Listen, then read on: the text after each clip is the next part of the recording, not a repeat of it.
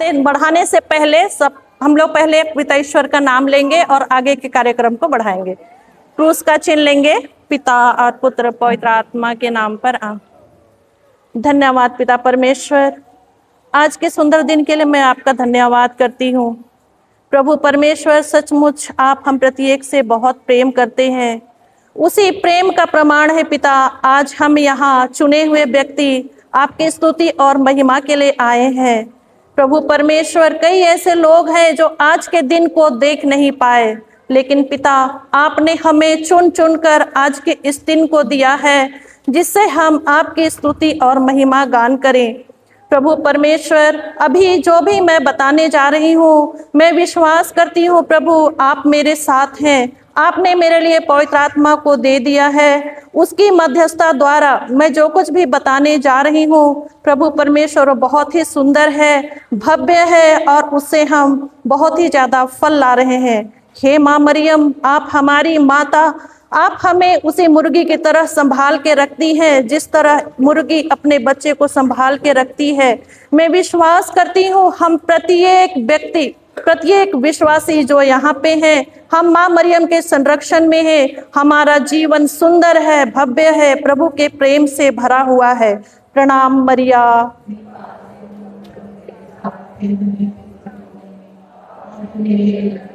यीशु, हे संत माँ मरियम, परमेश्वर की माँ, प्रार्थना कर हम पापियों के लिए अब और हमारे मरने के समय, आमीन। हे पिता हमारे, तू जो स्वर्ग में है, तेरा नाम पवित्र माना जावे, तेरा राज्य आवे, तेरी इच्छा जैसे स्वर्ग में है।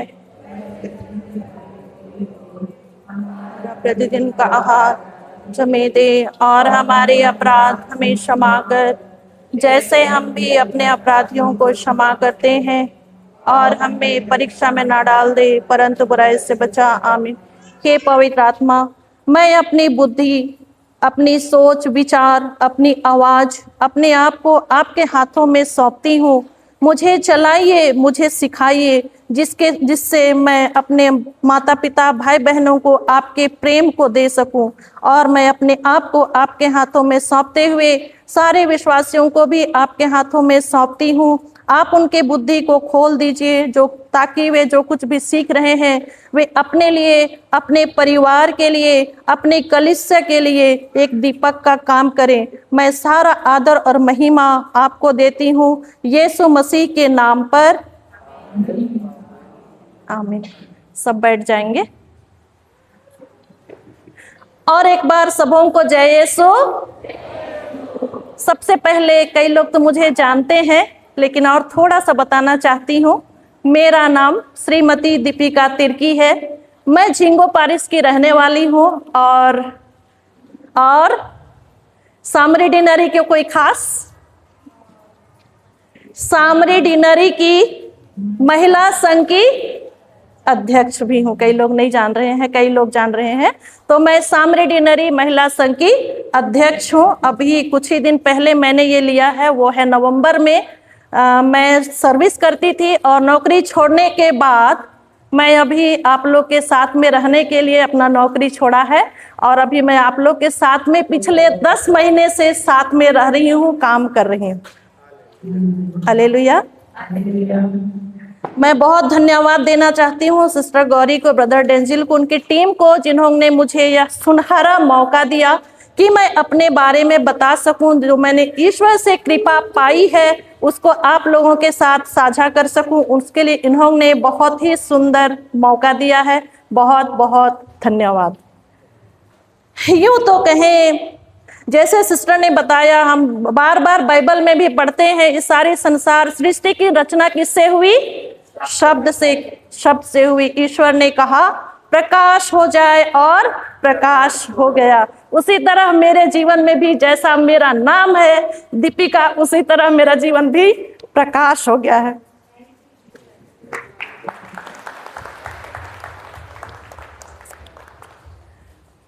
मैं अपने जीवन की कुछ गवाहियां देने के लिए आई हूं। यूं तो कहें, मेरी शादी से ही मेरे जीवन की शुरुआत हुई। आमीन। शादी मेरी जो तय हुई उस परिवार में 100 लोग थे। कौन थे? क्लियर नहीं है? 100 लोग थे। रिश्ता तय हो गया, फिर भी माता पिता कहते थे कि शादी करें या ना करें। मेरी परवरिश कट्टर क्रिश्चियन फैमिली में हुई। वो नहीं चाहते थे, मैं घर की पहली बेटी हूं और मैं संसार घर में जाकर शादी करूं। चूंकि हस्बैंड बपतिस्मा ले चुके थे, लेकिन परिवार वाले कई लोग बपतिस्मा नहीं लिए थे। और बहुत सौभाग्य की बात है, मेरे हस्बैंड बहुत ही विश्वासी थे, ईश्वर को बहुत ही करीब से जानते हैं, महसूस करते हैं, उस प्रवृत्ति के थे। तो मैंने कहा, मेरी मम्मी से बार बार कहती थी, मम्मी बाइबल में ये भी लिखा है, निरोगों को नहीं रोगियों को वैद्य की जरूरत होती है। मैं धर्मियों को नहीं लेकिन पापियों को बचाने आया हूँ।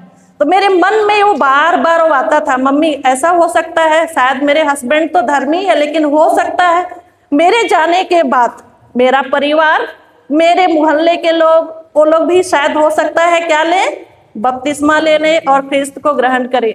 मम्मी मेरी बहुत सपोर्ट करती थी कि हाँ तुम जो सोच रही हो तो सही है, लेकिन पूरा परिवार क्या है, विरोध में है कि तुम ना जाओ। मैं बार बार प्रार्थना करती रहती थी। मतलब मेरे जीवन में प्रार्थना का इतना ज्यादा फल मिला कि मैं इतनी आशीर्वादित हूँ कि आज मैं अपने शब्दों से उसे कह नहीं सकती।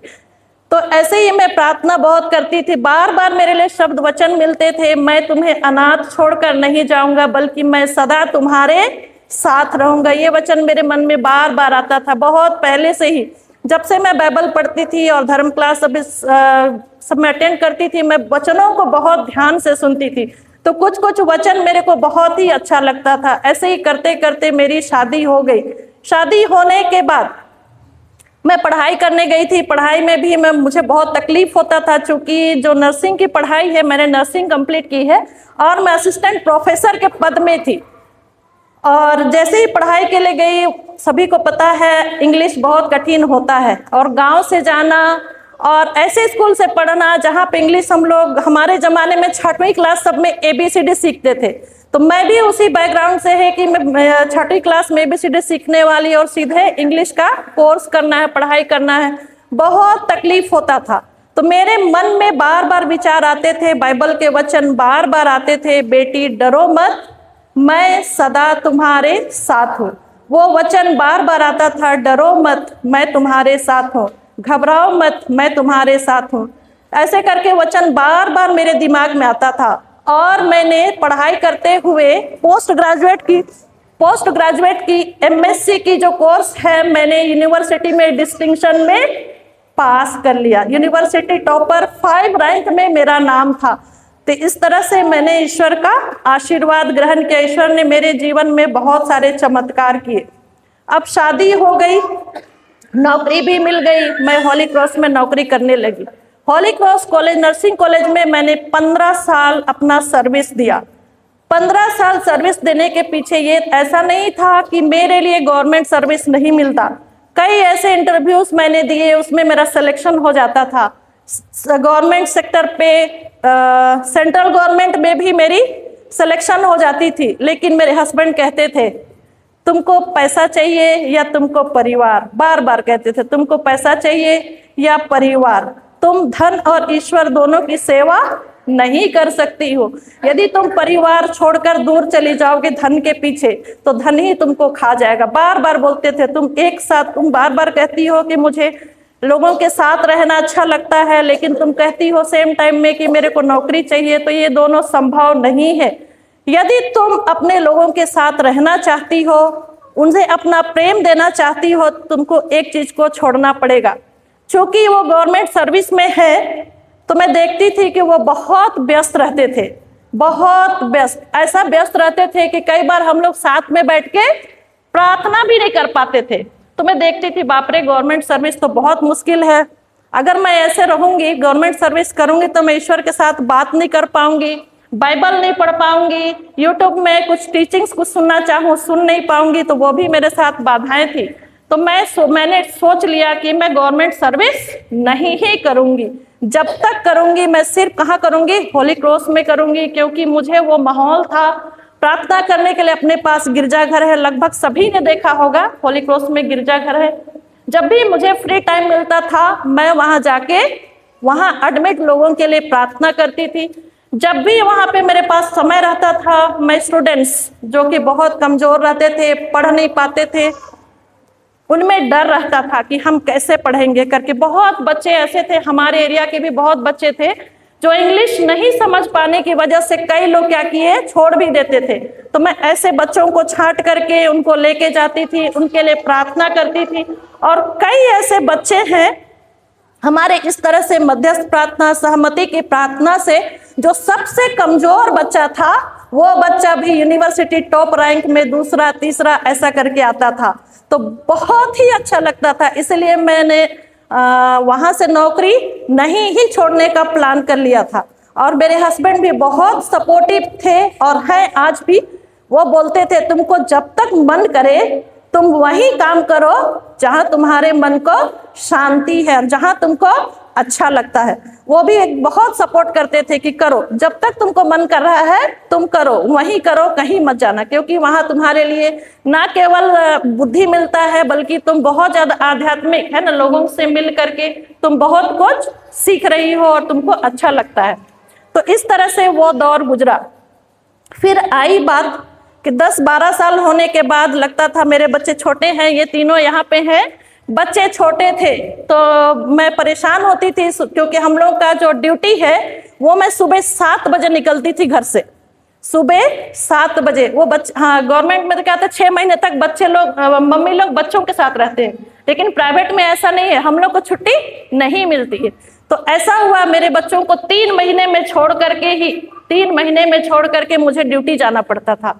मैं ये बोल के चली जाती थी बच्चों को कि प्रभु आपने दिया है, आप उनकी रक्षा कर रहे हैं और वे आपके प्रेम में फल फूल रहे हैं, बोल करके मैं उनको छोड़ करके चली जाती थी 3 महीने में। तो इस तरह से बच्चे धीरे धीरे बड़े होने लगे, स्कूल जाने लगे। जैसे मैंने देखा कि बच्चों के लिए मेरी जरूरत है, तो मैंने पिछले 2 साल से रेसिग्नेशन लेटर मैंने देने की कोशिश की, लेकिन मेरा जो रिजाइन था वहां पे स्वीकार नहीं किया जाता था, क्योंकि मैं काफी दिन से काम भी करती थी अंदर बाहर सारी चीजों को, तो वो लोग नहीं चाहते थे कि मैं वहां से छोड़ के जाऊं। लेकिन जीवन के दौर पे ऐसा मोड़ आया कि मुझे आज यहाँ आना ही पड़ा। वो था मेरे हस्बैंड बीमार हो गए थे 16 जुलाई 2025 में, बहुत ही ज्यादा बीमार हो गए थे। इतना बीमार हो गए थे कि 2 दिन में उनको आईसीयू में एडमिट करना पड़ा।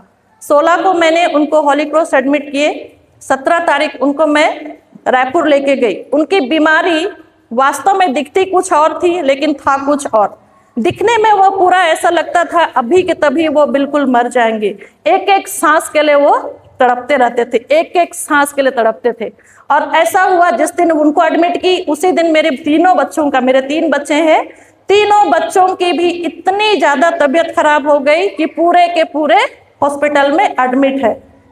बेटी लोग वार्ड में है, पीडियाट्रिक वार्ड, बच्चे वाले वार्ड में, और आईसीयू में मेरे हस्बैंड जो एक एक सांस के लिए तरस रहे थे। तो ऐसा मेरे जीवन में हुआ। मैं हमेशा प्रार्थना करते रहती थी, मैं तुम्हारे साथ हूं, मैं तुम्हें कभी नहीं छोड़ूंगा। और वो वचन ये भी बोलती थी कि हमारा शरीर ईश्वर का मंदिर है, इस पर किसी भी दुष्ट आत्मा का कोई अधिकार नहीं है। मैं बार बार बोलते रहती थी कि हमारा शरीर, मेरा शरीर, मेरे पति का शरीर, मेरे बच्चों का शरीर ईश्वर का मंदिर है, इस पर किसी दुष्ट आत्मा का कोई अधिकार नहीं है। मैं बार बार इस वचनों को बोलते रहती थी। फिर आईसीयू से फोन आता था, हस्बैंड की स्थिति खराब होते जा रही, फिर भी मैं सोचती थी ईश्वर मेरे साथ है तो मुझे कुछ नहीं होगा। मेरे मन में बार बार आता था और विचार आते थे और मैं वचन याद करती थी, यदि ईश्वर मेरे साथ है तो कौन मेरे विरोध हो सकता है। इस तरह से कई वचन मेरे दिमाग में आते रहते थे और मैं उसका मनन चिंतन करते रहती थी। कुछ दवाइयों के लिए पेपर आते थे, मैं खरीदने जाती थी, जहां कहीं भी जाती थी मेरे दिमाग पे, मेरे पूरे शरीर पे कहना चाहिए, सिर्फ और सिर्फ वचन घूमता था, यदि ईश्वर मेरे साथ है तो कौन सी बीमारी मेरे विरुद्ध हो सकती है। प्रभु यीशु कहते हैं मैं तुम्हें अनाथ छोड़कर नहीं जाऊंगा बल्कि सदा तुम्हारे साथ रहूंगा। मैं इन 2 वचनों को एकदम अपने अंदर एकदम गांठ बांध ली। फिर भी ऐसा हुआ, होली क्रॉस के सारे डॉक्टर्स, चूंकि हस्बैंड भी डॉक्टर है, सारे डॉक्टर्स ने मीटिंग किया कि इनके आगे पीछे तो कोई है नहीं, ये सच्चाई है, मैं हूं, मेरे बच्चे हैं, मेरे हस्बैंड है, सास ससुर भी नहीं है। तो उन्होंने मीटिंग किया, उन्होंने कहा दीपिका अभी तुम तराजू के बीच में खड़ी हो। मैंने बोले हाँ मैं खड़ी तो हूं। तुम बच्चों को देखोगी कि तुम्हारे पति को? तो मैंने कहा मैडम मेरे लिए तो दोनों जरूरी है, बच्चे भी जरूरी हैं और पति भी जरूरी है। तीनों बच्चे मेरे बीमार हैं, तीनों एडमिट, मतलब पूरा परिवार, सिर्फ मैं हूँ। तो मैं बोली जरूरी तो दोनों है। फिर मैडम बहुत चर्चाएं करने के बाद उन्होंने कहा बच्चों को आप यहीं हॉस्पिटल में छोड़ दीजिए।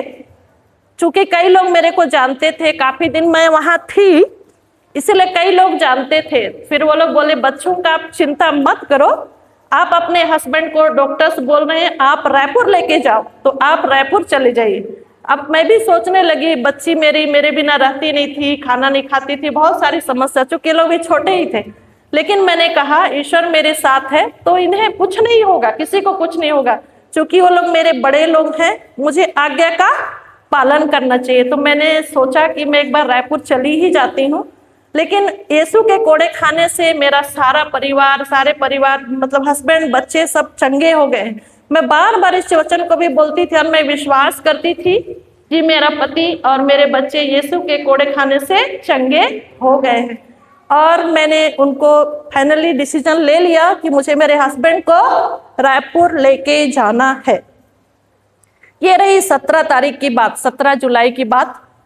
अब उनको मैं रायपुर लेके जा रही थी तो मैंने अपनी बहन से कहा बहन छुट्टी ले लो, वो भी गवर्नमेंट सर्विस पे है, छुट्टी ले लो, मेरे बच्चों को देखभाल करना। तो वो छुट्टी ले ली 1 हफ्ते का। वो बच्चों के साथ हॉस्पिटल में मम्मी की तरह रहती थी और मैं अपने हस्बैंड को आईसीयू से निकाल के ऑक्सीजन के साथ मैं अकेले, मैंने अनुभव किया माता मरियम के दुख को। मैंने अकेले ही उनको रायपुर ले गया। रायपुर सबको पता है 1-2 घंटे का नहीं था, वो लगभग 6 से 8 घंटे का रास्ता था। मैंने सिर्फ प्रार्थना, ईश्वर के साथ अपना संबंध बनाते हुए, उनसे बातें करते हुए, जब भी वो ऐसा सांस लेते थे, लास्ट सांस, ये उनका लास्ट सांस रहा करता था। अक्सर मरने वाले शांत हो जाते थे। तो मैं बोली प्रभु आपकी योजना जैसी हो वो पूरी हो, आप जो चाहते हैं वैसा ही इनके साथ कर। मैं हर एक उनके सांस को देखते रहती थी और मैं ये विश्वास करती थी कि वो चंगे हो गए हैं। स्थिति इतनी विपरीत थी कि उसे बता नहीं सकती मैं। ऐसे ही करते करते, रोजरी करते हम लोग रायपुर पहुंचे और मैंने उनको रामकृष्ण हॉस्पिटल में एडमिट कर दिया। जैसे ही रामकृष्ण हॉस्पिटल में एडमिट किया, वहां की पॉलिसी ऐसी है कि आप एडमिट करो और तुरंत पैसा दो।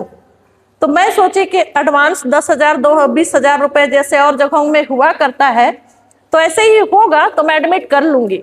अब जैसे ही मैंने एडमिशन की बात कही, उन्होंने मेरे से 50,000 पैसा मांगा। मेरे पास सिर्फ और सिर्फ कितने 30,000 पैसे थे। 50,000 उन्होंने मांगा और मेरे पास मात्र और मात्र 30,000 पैसे थे।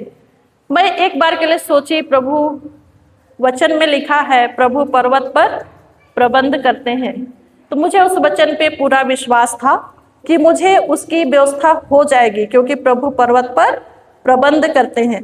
मैंने किसी को फोन नहीं किया। मैंने जाकर के रजिस्ट्रेशन काउंटर में कहा मेरे पास अभी 30,000 है, मेरे पास अभी 30,000 है, मेरे हस्बैंड को एडमिट कर लीजिए, बाकी मैं 1-2 घंटे में व्यवस्था अरेंज कर दूंगी।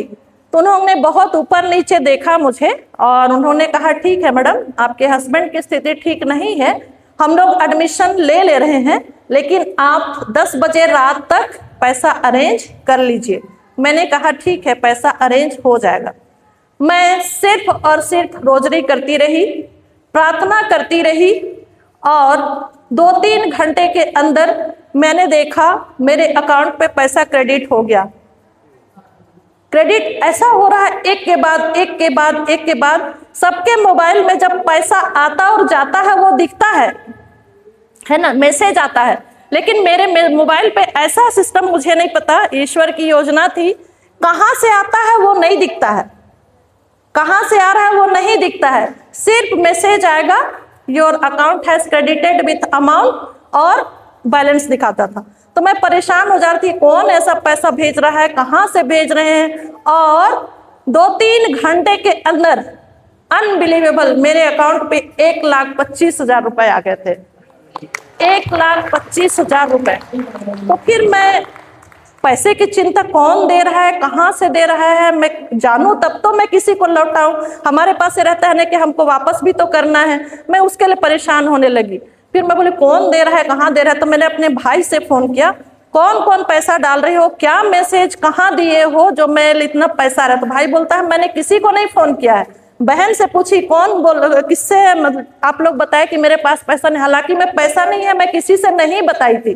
फिर भी अब मुझे नहीं पता, ईश्वर की योजना थी, वहां से मिल रही थी। ऐसे ही करते करते पैसे का अरेंजमेंट हो गया। मैंने 20,000 जाके फिर अकाउंट कैश काउंटर था वहां मैंने 20,000 रुपए दे दिए। इस तरह से रात की कहानी खत्म हो गई।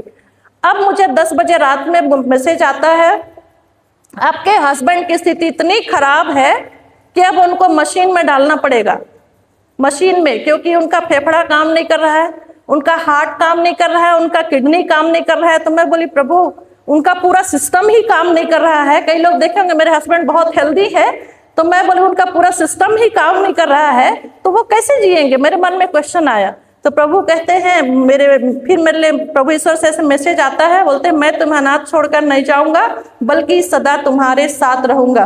तुम्हारे हस्बैंड का शरीर ईश्वर का मंदिर है, उस पर किसी बीमारी का कोई अधिकार नहीं है।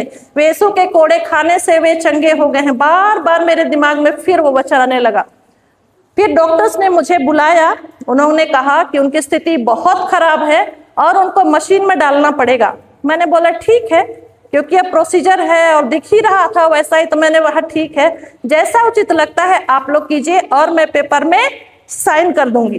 तो पेपर लाए, मैंने साइन कर दिया। उसमें लिखा था अपनी मर्जी से एडमिट कर रहे हैं और उनकी स्थिति बहुत खराब है और चिंताजनक है। मैंने कहा कोई बात नहीं, मैं साइन कर देती हूँ, प्रभु यीशु मेरे साथ है और वो सदा मेरे साथ रहेंगे, क्योंकि कहा आदि और अंत मैं ही हूँ। इस तरह से उन्होंने साइन कराया और उनको एडमिट कर दिए। फिर मेरी मुलाकात उनसे नहीं होने लगी, चूंकि वो आईसीयू में थे, 4थे फ्लोर पे, और वेटिंग रूम है ग्राउंड फ्लोर पे, तो मेरी कोई मुलाकात नहीं हो रही थी उनसे। मैं रात भर प्रार्थना करती रही, रात भर। यीशु के कोड़े खाने से वो चंगे हो गए हैं, यीशु के कोड़े खाने से मेरी बेटियां चंगे हो गए हैं। मैं रात भर वही प्रार्थना करती रही। कई ऐसे और भी मरीज थे जो वहां पे थे, वो लोग मेरे को देखते थे, बोलते पूछते थे आप किनको लेके आई हैं, तो मैं बताती थी मैं अपने हस्बैंड को लेके आई हूँ। तो लोग पूछते हैं वो कैसे हैं, तो मैं बोलती हूँ डॉक्टर के बताने के अनुसार उनकी स्थिति बहुत क्रिटिकल है, उनका हार्ट फेल है, उनका किडनी फेल है, उनका लीवर फेल है। तो बोलते हैं फिर भी आप इतना, मतलब शरीर में क्या एक चमक कहना चाहिए, आप बिना डर की अकेले आई हैं, लेकिन कैसे आप ऐसे रह रही हैं। तो मैं बोली मेरा प्रभु मेरे साथ है। इस तरह से कह के मैं उनको जवाब देती रही और पूरी रात मैं नहीं सोती थी। क्यों? क्योंकि अगर मैं सो जाऊंगी, मैं अकेले आई हूँ, कुछ जरूरत पड़े तो फिर किससे मिलेंगे, इस तरह से कह करके मैं बिल्कुल नहीं सो रही थी। तो एक अम्मा थी, वो आकर के बोली बेटा आ जाओ, मैं चटाई बिछाई हूँ, क्योंकि वहाँ एसी चलता है और जुलाई का महीना थोड़ा सा ठंडा भी था। तो मैं अपने आप को बचाना चाहती थी, अगर मैं डायरेक्ट जमीन पे जाऊँ तो क्या होगा, मुझे ठंडा लग जाएगा, ऐसा मेरा मानना था और मैं सोच रही थी। फिर मैं नहीं गई। फिर मैं दादी अम्मा मुझे बार बार बुलाने लगी, आओ बेटी थोड़ी देर तो बैठो ताकि आपको भी आराम लगे, बोल के तो चटाई दी हो, तो मैं चटाई में बैठी। तो इस तरह से रात गुजर गया। सुबह हुआ, मुझे 6 बजे बुलाया गया कि आप एक बार आ जाइए, आपके हस्बैंड आपसे मिलना चाह रहे हैं। तो बोले ठीक है। वो कैसे हैं? तो वो बोले बिल्कुल ठीक नहीं है, वो बिल्कुल ठीक नहीं है, वो आखिरी सांस के लिए तड़प रहे हैं। मैं फिर भी मैं घबराई नहीं, क्योंकि मुझे वचन ये याद था कि यीशु के कोड़े खाने से मेरे पति चंगे हो गए हैं। मुझे बिल्कुल ही विश्वास नहीं लगता था कि वो मतलब बीमार है, भले परिस्थिति मेरे पूरी विपरीत थी, आज भी मेरे पास वो रिपोर्ट है, परिस्थिति पूरी विपरीत थी। उनके किडनी में यूरिया लेवल इतना बढ़ा था कि दोनों किडनी खराब होने से लेवल इतना बढ़ता है। ईसीजी लेते हैं, है ना, हम सबों को पता है ईसीजी, हार्ट में कोई प्रॉब्लम है तो ईसीजी लेते हैं। तो उसी तरह से उनका भी बार बार ईसीजी हुआ करता था, और जितने भी ईसीजी हुए हैं सारे ईसीजी में हार्ट फेलियर के लक्षण दिखते थे। इतनी परिस्थिति इतनी विपरीत। उसी तरह से लीवर है ना, जो पीते खाते हैं, बोलते हैं उनको पीलिया हो जाता है और उनका लीवर खराब हो जाता है, वैसे ही उनका लीवर इतना डैमेज रिपोर्ट में दिखाता है जो मेरे पास आज भी है। तो इस तरह से पूरी रिपोर्ट्स बिल्कुल विपरीत परिस्थिति में था, लेकिन यीशु का वचन जो जीवित है, जिंदा है, वो कहता है यीशु के कोड़े खाने से वे चंगे हो गए हैं। मुझे एकदम स्ट्रांगली बिलीव था कि मेरे हस्बैंड यीशु के कोड़े खाने से चंगे हो गए हैं। और मैं एकदम, जब भी मेरे को डॉक्टर बुलाते थे वो लोग बताते थे ये रिपोर्ट है, मैं ऐसे देखती थी, सुनती थी, लेकिन वही करती थी जो मेरा मन कहता था। फिर मेरे हस्बैंड से मिलने गई तो मेरे को पूरे तो मशीन से बंद थे, वो हाथ पैर पूरा बंधा हुआ था, जैसे यीशु को वो रखे थे, है ना, हाथ पांव बांध दिए थे, वैसे ही ऐसे उनको ऐसे करके क्योंकि वो कुछ ट्रीटमेंट के लिए वो नहीं चाह रहे थे, तो उनको हाथ और पैर को बांध दिए थे और मुंह में भी ढक दिए थे। तो मेरे को इशारा से ऐसे ऐसे बोलते थे, ऐसे ऐसे करके, मतलब मुझे यहाँ से ले चलो। तो ऐसा करके वो बोलते थे। तो मैं उनसे एक बार डॉक्टर से बोली कि मैं एक बार उनसे बात करना चाहती हूँ, तो लोग मेरे को बात करने से मना कर दिए, वो मशीन में है, आप उनसे बात मत कीजिए। लेकिन फिर भी बोली वो तो मेरा पति है, इतना तो मेरा अधिकार बनता है कि मैं उनसे बात करूं। तो मैंने बहुत जोर से बोला, तो उन्होंने कहा ठीक है आप जाइए, एक बार फिर बात कर लीजिए। मैं गई तो मैं पूछी आप कैसे हैं, तो बोले ठीक है ना, ठीक है। तो मैं समझ गई, लेकिन वो बोले कि ऐसे करके, तो मैं वो कहना चाह रहे कि मुझे यहाँ से ले चलो, मैं भला चंगा हूँ। वो भी वचन बोलते थे, मैं चंगा हो गया हूँ, मैं यीशु के कोड़े खाने से चंगा हो गया हूँ, वो भी बोलते थे। तो मेरे को ऐसे किया तो मैं समझ गई कि कुछ तो कहना चाह रहे हैं। तो बार बार रिक्वेस्ट करने से मशीन को थोड़ा सा हटाए, फिर मैं बात करना चाही तो बोले मैं स्वस्थ हूँ, मुझे यहाँ से ले चलो, मैं चंगा हो गया हूँ, मुझे यहाँ से ले चलो। तो मैं बोली लेकिन पूरा रिपोर्ट्स तो आपका बिल्कुल विपरीत है, एक आध दो दिन रुकते हैं फिर चलेंगे। वो भी मानने को तैयार नहीं। फिर मैंने डॉक्टर से कहा सर वो चाह रहे हैं जो भी होगा, अंबिकापुर अपनी बेटी लोग हैं, हम लोग हैं, सब कोई साथ में एक जगह रहना चाहते हैं, तो वो नहीं रहना चाह रहे हैं। तो वो डॉक्टर्स कहते थे अपने पति को समझाओ, यहाँ से अगर निकलेंगे तो मर जाएंगे। हर डॉक्टर आता था, हार्ट वाला आता था, वो बोलता था अपने पति को समझाओ नहीं तो मर जाएंगे। किडनी वाला आता था, वो बोलता था अपने पति को समझाओ नहीं तो मर जाएंगे। लीवर वाला आएगा, वो बोलेगा अपने पति को समझाओ, मर जाएगा। लेकिन वचन मेरा था यीशु के कोड़े खाने से मेरे पति चंगा हो गए हैं, वो मेरे साथ है, वे मेरे साथ रहेंगे, क्योंकि उसे ईश्वर ने जोड़ा है तो मनुष्य अलग नहीं कर सकता। क्योंकि वो लोग मुझे चाहते थे, वो लोग वहाँ चाहते, उनकी जो मानसिकता थी, जो मैंने समझा कि वो लोग 4 से 5 दिन आईसीयू में रहते और वहाँ पे पैसा बिल बढ़ता और मुझसे वो लोग पैसा लेते, ऐसा मुझे अंदर से अनुभव था। तो ऐसे ही करते, लड़ते झगड़ते, कई बार तो बाती भी हो गया, बार बार बोलते हैं मर जाएगा मर जाएगा। तो मैं गुस्से में आ गई, मैंने भी कहा सर अगर वो मर जाएंगे ना तो मैं उनका डेड बॉडी लेने की भी हिम्मत रखती हूँ, अकेले आई हूँ तो क्या हुआ, मैं उन्हें अकेले ही ले जाऊंगी। तो लोग बोलते हैं कि इनके हस्बैंड तो कोऑपरेट नहीं कर रहे हैं ट्रीटमेंट के लिए, उसकी पत्नी भी वैसे ही। वो लोग मेरे को काउंसलिंग के लिए भेज दिए, परामर्श के लिए, कि इसका दिमाग हो सकता है उनके पति बीमार है तो काम नहीं कर रहा है बोल के। इतनी काउंसलिंग परामर्श मेरा इतना हुआ कि सुबह 8 बजे से काउंसलिंग करते करते करते करते 3 बज गया। फिर मैं बोलती हूँ मैं पागल नहीं हूँ, मैं होशो हवास में हूँ। फिर वो लोग बोलते हैं आपको रिपोर्ट बता रहे हैं, समझ में नहीं आता है क्या? तो बाद में मैंने धीरे से कहा समझ में तो आता है, मैं भी मेडिकल प्रोफेशन से हूँ, थोड़ा पढ़ी लिखी हूँ, ज्यादा तो नहीं पढ़ी लिखी हूँ। तो लोग बोलते हैं अच्छा थोड़ा पढ़ी लिखी इसीलिए नहीं समझ रही है। मैं बोली कोई बात नहीं, लेकिन मेरे मन में, मेरे हृदय में पूरा यीशु का वचन था, पवित्र वचन जो बाइबल में है कि यीशु के कोड़े खाने से मेरे हस्बैंड चंगे हो गए हैं, वे मेरे साथ रहेंगे। उसे हमें ईश्वर ने जोड़ा है, कोई मनुष्य अलग नहीं कर सकता। बार बार बार बार मैं इस चीज को अंदर ही अंदर बोलती रही। तो ऐसे ही करते करते उन्होंने फाइनली छुट्टी किया। छुट्टी होने से पहले सुबह में, जब सुबह 6 बजे बताई कि मिलने के लिए बुलाए, उस समय मेरे लिए अनजान जगह, मैंने कुछ भी सोच विचार, कुछ भी बिना सोचे समझे, चूंकि वो लोग भेजे तो मैं चली गई थी। मैं अपने साथ ना कपड़े लेके गई थी, ना पैसे, ना झोली, कुछ भी नहीं। जाओ तुम्हें मैं खाली हाथ भेजता हूँ, ना पैसे, ना झोली, ना रुपए, कुछ नहीं। लेकिन प्रभु पर्वत पर प्रबंध करते हैं। जब मैं सुबह उठी तो मेरे लिए मैं कंघी भी नहीं पकड़ी थी, कुछ भी नहीं पकड़ी थी, ब्रश कुछ भी नहीं। अब पैसे तो बता रही हूँ, मैं मात्र 30,000 लेके गई थी। सुबह जब उठी तो मैं बिल्कुल अनटाइडी थी, क्योंकि रात भर सफर करना, दिन भर सफर करना, रात भर जगना और सुबह उठना, तो थोड़ा सा बिल्कुल बाल वाल नहीं बनाई थी, ब्रश सब नहीं की थी। और मुझे एक वचन भी याद आया था, मैं स्वर्गदूतों को तुम्हारे आगे भेजता हूँ, वे तुम्हारे लिए मार्ग तैयार करेंगे। तो मैं बिल्कुल बिलीव करती थी कि ईश्वर मेरे साथ है। और सचमुच 6 बजे जब मैं रोजरी कर रही थी तो 2 लोग आए। अब मुझे बाद में पता चला कि वो लोग मेरे बहन के रिश्तेदार के रिश्तेदार के रिश्तेदार, इस तरह से। तो वो लोग आए, वो लोग कंघी लेके आए, कंघी लेके आए, ब्रश लेके आए और नाश्ता भी लेके आए।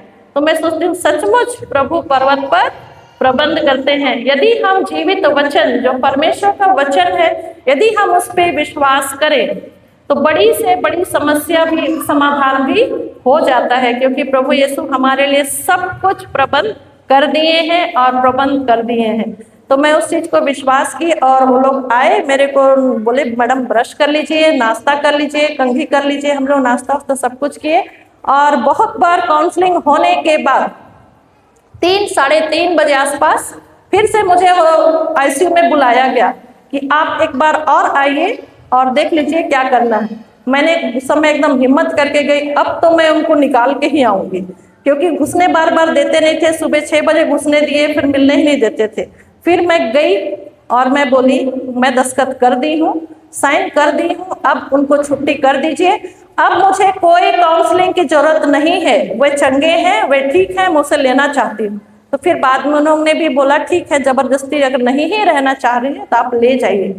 फिर उन्होंने कहा कि आईसीयू सेटअप वाली गाड़ी आप अरेंज कीजिए वापस लेने के लिए, क्योंकि आपके हस्बैंड की स्थिति बहुत ही खराब है, बहुत ही खराब है। तो मैंने कहा ठीक है, मैं एम्बुलेंस, ऐसा ही एम्बुलेंस अरेंज करूंगी जिसमें कि मैं अपने पति को वापस अंबिकापुर ले सकूं।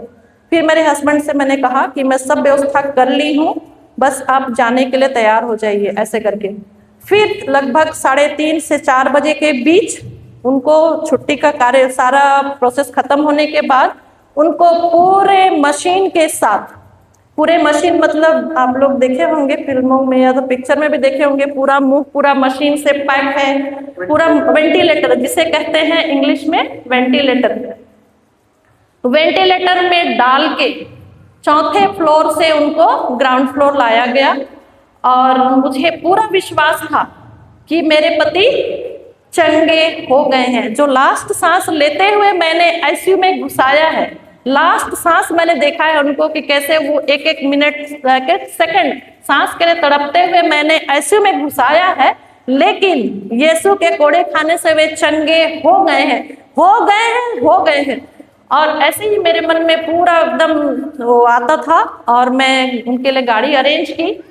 गाड़ी ऐसा था, उन्होंने कहा पूरा आईसीयू वाला सेटअप वाला एम्बुलेंस लेके आइए। मैं बोला ठीक है, मैं एम्बुलेंस वाली गाड़ी लेके आती हूँ।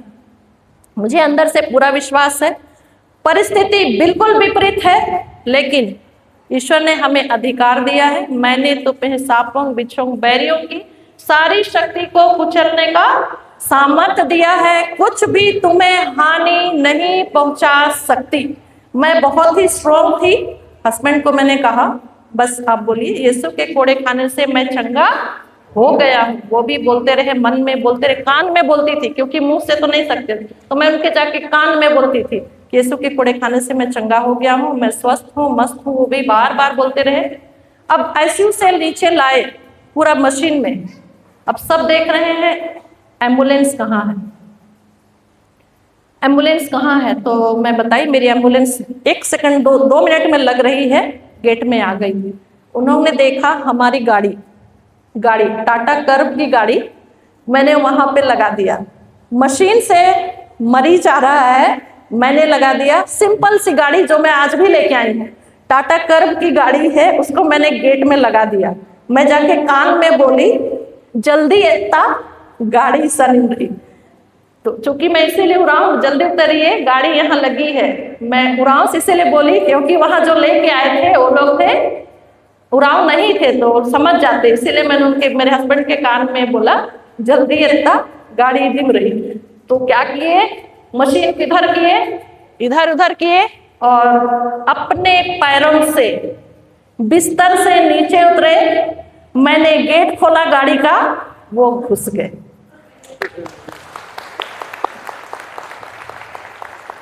सचमुच प्रभु परमेश्वर हमसे बहुत प्रेम करते हैं।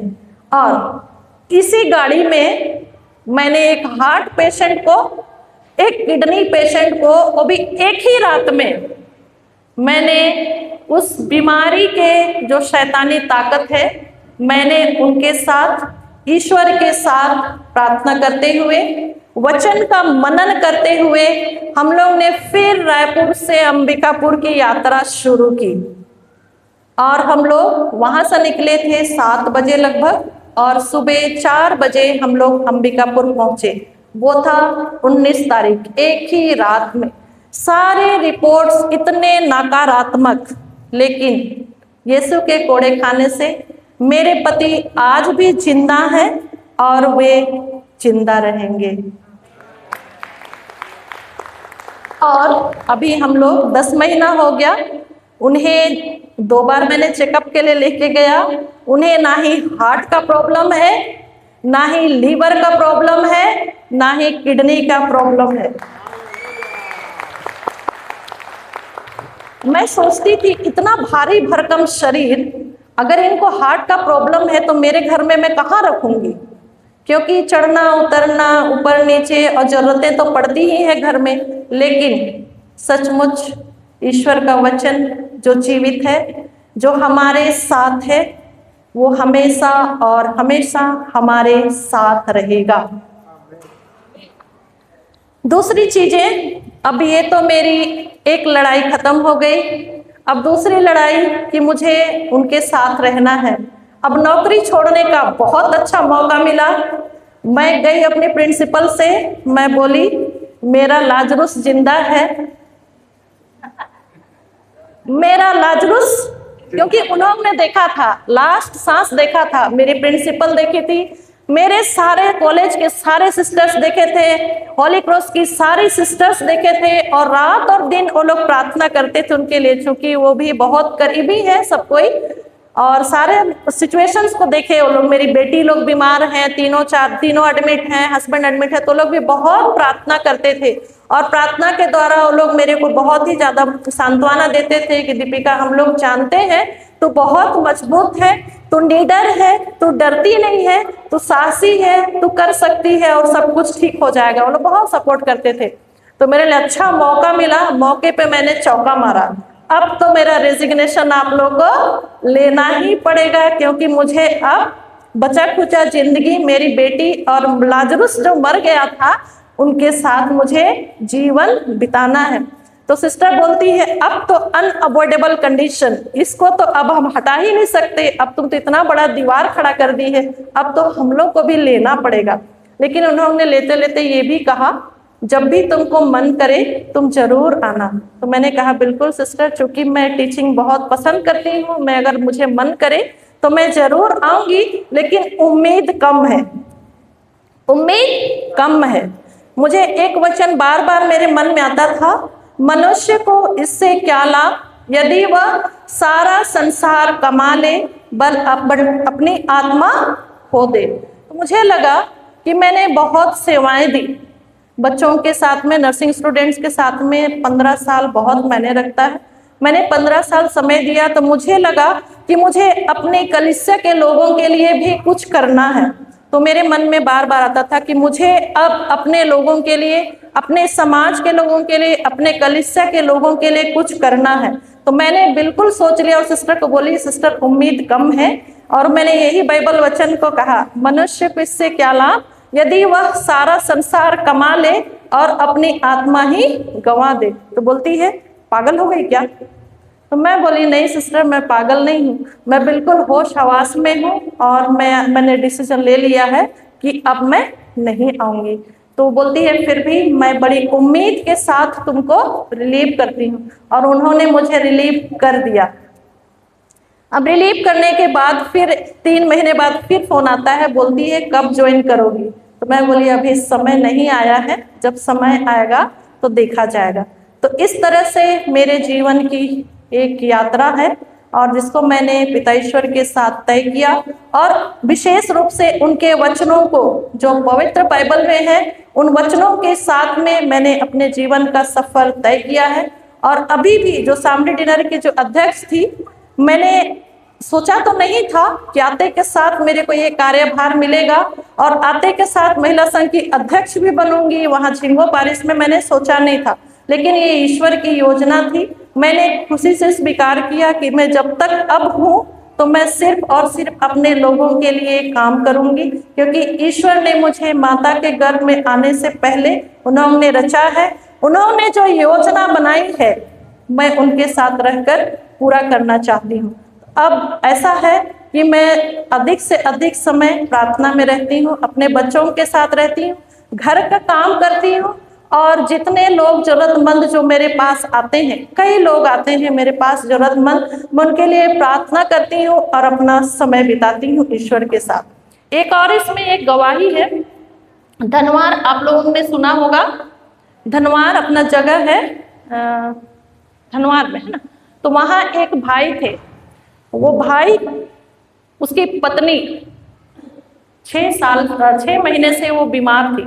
6 महीने से उनके शरीर में ऐसे फोड़े फुंसी थे, ऐसे फोड़े फुंसी थे जिसे आप कल्पना नहीं कर सकते। 6 महीनों से एक जगह ऐसा नहीं था जहां फोड़ा नहीं था, और वो फोड़ा इतना भयानक था कि कपड़ा नहीं पहन सकती थी, कपड़ा बिल्कुल पहन नहीं सकती थी, और पीप जो था उससे एकदम चूता रहता था, पीप चूना। गर्मी का मौसम, नहा नहीं सकती, इतना बहकता था, इतना बदबू आता था। उन्होंने बहुत जगह, ना जाने कितने जगह, कितने हॉस्पिटल्स दिखाए, कितने हॉस्पिटल्स, कितने पैसा खर्च किए, कोई लाभ नहीं हुआ। आखिरी में 6 महीना कंप्लीट होने के बाद किन्हीं ने बताया, कोई बताया कि एक बार डॉक्टर रामप्रसाद और दीपिका के घर चले जाना। हालांकि वो मेरे को जानते थे, लेकिन उन्होंने कभी मुझसे संपर्क नहीं किया। लेकिन 6 महीने बाद किन्हीं के माध्यम से वो बोले कि आप उनको जानते हैं, डॉक्टर रामप्रसाद राजपुर में है, और दीपिका। तो बोले हाँ मैं उनको तो जानता हूँ। तो वो मेरे को फोन किए कि बहन ऐसा ऐसा है, आपकी बहन को फोड़ा जैसा हो गया है और लगभग 6 महीना हो गया। तो मैं बोली 6 महीने तक आप क्या कर रहे थे? तो बोलते हैं बहन मैं बहुत दिखाया, लाखों रुपए खर्च किया, सचमुच में वो लाखों रुपए खर्च किए। संजीवनी हॉस्पिटल में एडमिट थे, डिस्ट्रिक्ट हॉस्पिटल में एडमिट थे, और ना जाने कौन कौन से गढ़वा में भी कोई हॉस्पिटल में एडमिट थे। ऐसे करके 6 महीने बीत गए। अब सिर से पैर तक पूरे फोड़े, सिर से पैर पूरा फोड़ा भरा, पीप चू रहा है, और एक ऐसा लुंगी को भिंगा करके, सूती वाला लुंगी भिंगा करके सिर को बदन ढक सकती थी, पहन नहीं सकती थी, क्योंकि पहनती थी ना जब निकालते थे तो ऐसा चिपक जाता था ना, दर्द से वो तड़प जाती थी। तो ऐसा स्थिति था। तो मैं सोची अगर ऐसा है तो एक बार लेके आइए। लेकिन उस बीमारी की गंभीरता को मैंने नहीं सोचा था। मैं ऐसे साधारण भाषा में बोली ठीक है भैया आप लेके आ जाइए। तो बोले सचमुच में लेके आऊं? मैं बोली बिल्कुल लेके आइए। तो बोलते हैं कि नहीं तुम्हारी छोटी छोटी बेटी लोग हैं। तो मैं बोली बेटी लोग हैं तो क्या हुआ? मन में ये विचार था कि कहीं वो पार होने वाली बीमारी होगी तो उनके बच्चों को हो जाएगा, बेचारे वो सोचते थे। तो मैंने कहा मेरा घर सबों के लिए खुला है, और सचमुच खुला ही रहता है। तो वो फिर शाम को 6 बजे आसपास लेके आए। दिन में बहुत गर्मी थी तो दिन में और ज्यादा उनको दर्द होता था, इसलिए शाम को लेके आए। जैसे ही लेके आए तो मैं एकदम ऐसे करके खड़ी हो गई। उनके बदन में सिर्फ वो लुंगी ढका हुआ और पीप चू रहा है, इतना महक रहा है। मैं भी एक बार का डर गई, कहीं मेरी बेटियों को भी हो जाएगा, ऐसा मेरे को डर आया। तो फिर मेरे मन में फिर आया, दीपिका डरो मत, मैं तुम्हारे साथ हूँ। मेरे बच्चों को बोली बेटा आ जाओ, अंदर में थे प्रेयर ही कर रहे थे, बेटा आ जाओ, आंटी लोग आए हैं, हम लोग उनके साथ प्रार्थना करेंगे। फिर मैंने उनको रिक्वेस्ट किया थोड़ा सा अंदर आ जाइए मेरे घर में। तो भैया बोलने लगे जैसे ही अंदर जाएगी फिर छूने लगेगा, बहुत महकता है मैया, बाहर ही रहो, बाहर ही रहने दो। फिर भी मेरे हस्बैंड बोले अरे एक कदम तो घर के अंदर आइए। और घर के अंदर हम लोग सीढ़ी से 2 मतलब ऐसे ऊपर चढ़ते हैं, उसके बाद में वहाँ सोफा रखा था। तो मैंने कहा बैठिए, तो बोले बैठेंगे तो सोफा धोने नहीं बनेगा, बहुत मुश्किल होगी, बल्कि एक कुर्सी दे दीजिए, सिंपल वाला कुर्सी था। तो मैंने बाद में फाइबर वाली कुर्सी दी। बच्चे पास में आते हैं, क्योंकि मेरे यहाँ मेरे बच्चे बहुत ही मिलनसार हैं, तुरंत आते हैं। तो लोग जैसू वगैरह किए तो लोग बोलते हैं नहीं थोड़ा सा दूर रखिए, हो जाएगा। मैं बोली कुछ भी नहीं होगा, क्योंकि ईश्वर हमारे साथ है। भैया को भी बोलने लगी उनके हस्बैंड को कि ईश्वर हमारे साथ हैं, आप डरिए मत, ईश्वर पे विश्वास कीजिए, भाभी चंगी हो गई है। जैसे ही मैं बोली भाभी चंगी हो गई है, ईश्वर हमारे साथ है, तो उनको हिम्मत आने लगा। फिर हम लोग ज्यादा टाइम नहीं लिए, वो बोले कि मैं ज्यादा देर नहीं रखूंगा, क्योंकि ऐसी बीमारी मैं मेरे लिए भी फर्स्ट टाइम, मेरे लाइफ टाइम में 20 साल के कैरियर में फर्स्ट टाइम मैंने भी ऐसा केस देखा। तो मैं भी डरी हुई थी। फिर हम लोग दोनों प्रार्थना किए, हस्बैंड और मैं, हम लोग दोनों प्रार्थना किए और प्रार्थना किए, यीशु के कोड़े खाने से चंगी हो गई है। यीशु के दुख की तुलना में भाभी के दुख कुछ भी नहीं है। यीशु के सिर पर कांटों का मुकुट पहनाया गया, ना केवल पहनाया गया, जैसे सुबह आज आराधना में सिस्टर गौरी बता रही थी, उन्हें ठोका गया, कोड़ों से मारा गया, कोड़ों के साथ यीशु के चमड़ी भी बाहर आ जाते थे। तो उनकी दुख की तुलना में भाभी का दुख तो कुछ भी नहीं है। हमने बहुत प्रेयर किया, और प्रेयर करने के बाद चूंकि भैया के पास बिल्कुल पैसे भी नहीं थे, यहाँ वहाँ इलाज करने के बाद पूरे पैसे खत्म हो गए थे।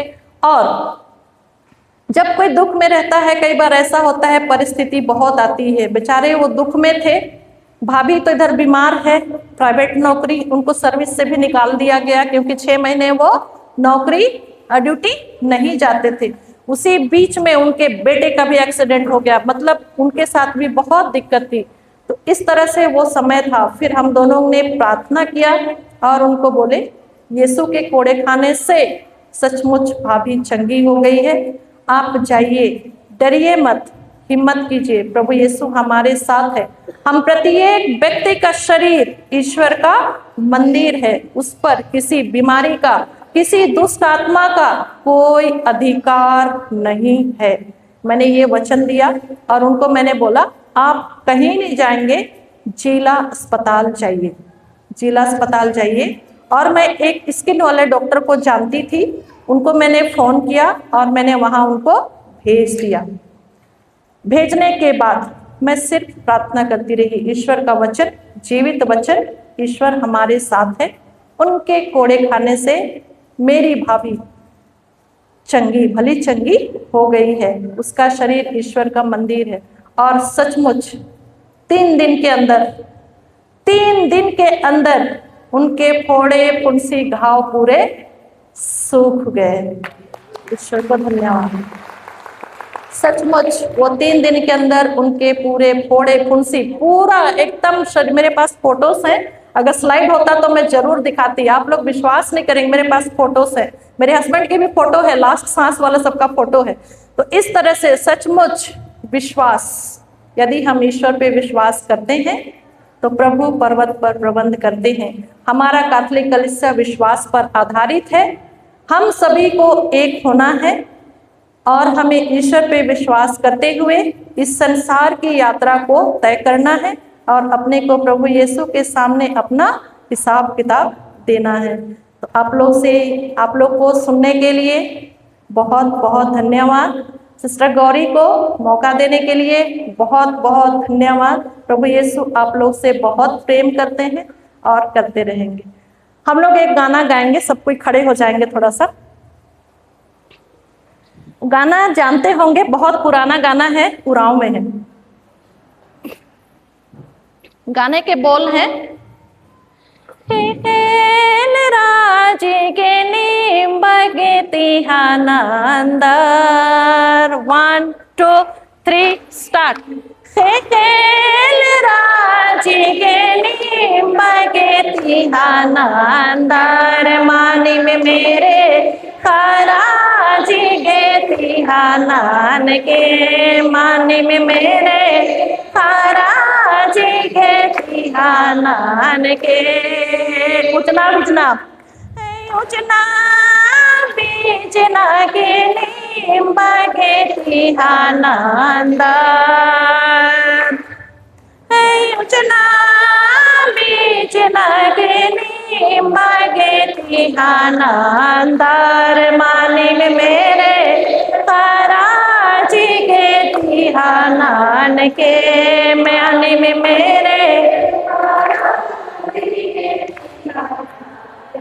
ओन्ना मोहना ओन्ना मोहना के नींबगे तिहानंदर,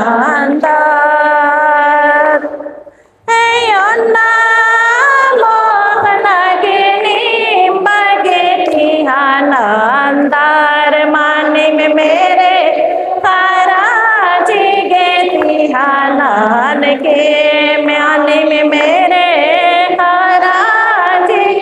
तिहानन के। बोलिए प्रभु यीशु मसीह की, प्रभु यीशु मसीह की, हम सबों की। गाने का डिस्क्रिप्शन, धन्यवाद। गाने का डिस्क्रिप्शन है, खाने पीने